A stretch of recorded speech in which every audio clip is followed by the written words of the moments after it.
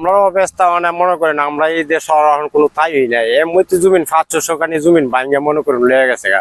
এখন তো রাস্তা মনে করেন এদিক দিয়ে ছুটলে আর সামনে যে কত দূর আছে গ্রাম গেলে তো আমরা আর এই দেশ আর কোনো তাই নাই মানে একমাত্র আমরা এই ভাঙ্গা নদী কলনের লাগিয়ে যদি ব্যবস্থা না করে সরকারতে তা আমরা জীবন বাঁচাবার মতন কোনো ক্যাপাসিটি নেই। 2200 লোক কেন প্রশাসনের লোক এই পর্যন্ত এখন কোনো লোক আসে না দেখার লাগে না, কোনো বস্তা টাস্তা ফালাইছে না এই পর্যন্ত। উনির কাছে যাওয়া হইতেছে কোয়া হইতেছে, কোনো লোকে কোনো হেল্পই করে না এই ব্যাপারে নিয়ে। নদীর পানির প্রেসারে আমাদের রাস্তা এবং এই যে কারেন্টের কোটি ছড়ি সব নদীতে ভরে গেছে। আমার হাজার হাজার জমি নয় নদীতে চলে গেছে।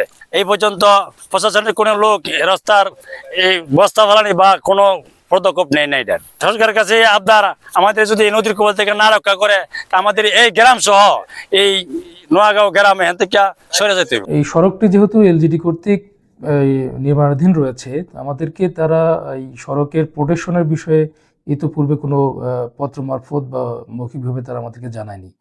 তো সেক্ষেত্রে যদি আমরা আগে থেকেই অবগত থাকতাম যে এখানে এটি একটি চলমান কাজ, এলজিডি একটি চলমান কাজ, এবং আমাদের পক্ষ থেকে যদি কোনো করণীয় থাকতো সেটা অবশ্যই আমরা বিবেচনা করে দেখতাম যে আমাদের এই কী করণীয় আছে এখানে আর কি। এখন যেহেতু ভাঙ্গনের মুখে পড়েছে সড়কটি, আমাদের পক্ষ থেকে আসলে এই সাময়িকভাবে যেটুকু জিও ব্যাগের ব্যবস্থা করা যায় আমাদের এই দপ্তরের পক্ষ থেকে সেটি আমরা ব্যবস্থা করব, কিন্তু আসলে পার্মানেন্ট প্রোটেকশনের বিষয়টা সম্পূর্ণ এলজিডিকেই নিতে হবে। আগে জানালে অবশ্যই আমরা এখানে প্রয়োজনীয় কি প্রোটেকশন দরকার সে বিষয়ে আমরা আমাদের কর্তৃপক্ষকে অবহিত করতে পারতাম এবং আমরা সে অনুসারে এইটির ব্যবস্থা নিতে পারতাম। নদীর গতি পরিবর্তন হওয়াতে এই ভাঙনের সৃষ্টি হয়েছে। নদী এই শাসনের দায়িত্ব নিতে পানি উন্নয়ন এবং বেদল টিএ। এখন নদী ওরা তো এখানে কাজ চলমান, ওরাই তো এটা পরিবর্তন করতে পারতো। এটা তো আমাদের এত চিন্তা, আমরা তো উপরে কাজ করি আমাদের এলজিডি, আর নদী শাসন ওইটাই তো ওরা দেখতে পারতো। এটা তো আমাদের তো এখানে কোনো ভূমিকাই থাকে। নদী শাসন ওরা কোথায় ভাঙতেছে কি হচ্ছে এ তো ওদের সার্ভে করা দরকার না আগে?